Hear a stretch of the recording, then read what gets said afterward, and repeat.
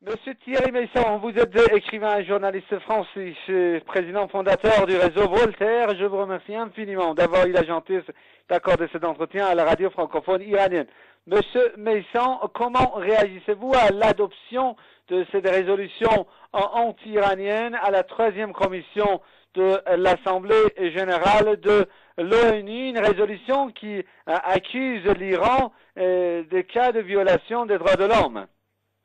Oui, je trouve que c'est assez plaisant de voir ça parce que, en définitive, il y a une commission des droits de l'homme instituée par l'ONU qui siège à Genève et cette commission, elle, procède à des examens approfondis. Elle envoie des enquêteurs, il y a des rapports qui sont présentés, des débats qui sont organisés de manière contradictoire. Et donc cette commission, elle, n'a pas les mêmes conclusions. Elle n'a pas condamné l'Iran. Par contre, c'est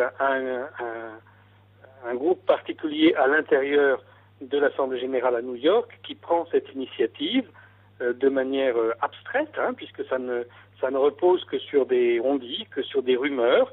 Il n'y a pas de document derrière tout ça, il n'y a aucune enquête.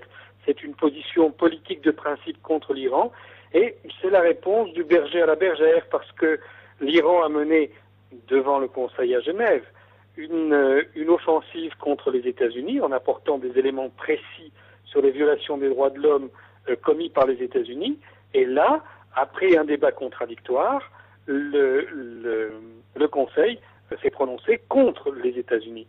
Donc voilà, ils ont fait cette mauvaise manière en retour, mais encore une fois, la seule chose qui compte, ce sont les procédures complètes lorsque il y a des examens et des débats contradictoires. Ça n'est pas le cas avec cette résolution. Monsieur Meyssan, du côté iranien, on accuse en fait les auteurs de cette résolution d'être eux-mêmes les grands violateurs des droits de l'homme. Par exemple, on fait allusion aux prisons secrètes, on fait allusion aux crimes commis par certains pays occidentaux en Irak, en Afghanistan, on fait allusion aux prisons secrètes, à la prison d'Abu Ghraib, à la prison de Guantanamo. Comment analysez-vous cette réaction iranienne à l'adoption de cette résolution? Écoutez, le problème, c'est qu'aujourd'hui, les grands États ne se préoccupent plus du tout du respect des droits de l'homme, du respect de leurs engagements internationaux. Maintenant, quand on parle de droits de l'homme, c'est devenu un slogan politique, et donc on s'insulte en s'envoyant des mots d'oiseau à la figure, mais ce qui compte, c'est la réalité, c'est pas l'usage politique que l'on fait des droits de l'homme. Peut-on parler de l'instrumentalisation des droits de l'homme à des fins politiques? Absolument, mais ceci n'est pas nouveau, mais ça prend maintenant une dimension particulière parce que par le passé, même si on cherchait cette instrumentalisation, il n'y avait pas de la part des grandes puissances de telles violations. Il y avait une certaine retenue. Tandis que maintenant, tout ça s'étale au grand jour, et donc il y a une contradiction intense et une volonté de camoufler tout ça. Monsieur Meyssan, êtes-vous d'accord avec ceux qui disent que les États-Unis et certains de leurs alliés qui n'ont pas arrivé à obtenir gain de cause face à l'Iran en ayant recours à la politique de sanctions et de menaces, cherchent désormais à utiliser les droits de l'homme comme un levier de pression contre l'Iran et pour monter l'opinion publique internationale contre ce pays? Les États-Unis et Israël, après avoir longtemps envisagé une attaque de l'Iran, ils l'envisagent toujours, mais ils ont renoncé dans l'immédiat à une telle attaque parce qu'ils n'en ont pas les moyens.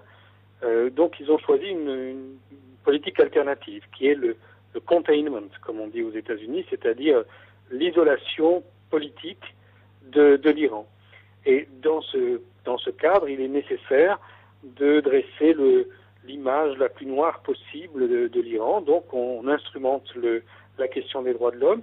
Et là, on voit très bien avec cette résolution à New York, on lance une accusation sans être en mesure de l'étayer. Il y a rien qui vienne l'étayer. On lance cette accusation et puis après c'est aux médias occidentaux de battre le tambour, de servir d'écho à tout ça. Voilà, c'est la guerre psychologique. Ça voulait dire qu'il se donne tous les moyens pour, en fait, de lancer cette guerre psychologique contre l'Iran. Oui, mais c'est fait volontairement. Il s'agit de noircir l'image de l'Iran et d'isoler l'Iran du reste de la communauté internationale. Les États-Unis et Israël ont très bien compris que aujourd'hui, dans toutes les instances internationales, l'Iran est la voix qui s'élève contre eux de la manière la plus forte. Donc, leur réaction est assez logique aussi de choisir cette tentative d'isolation.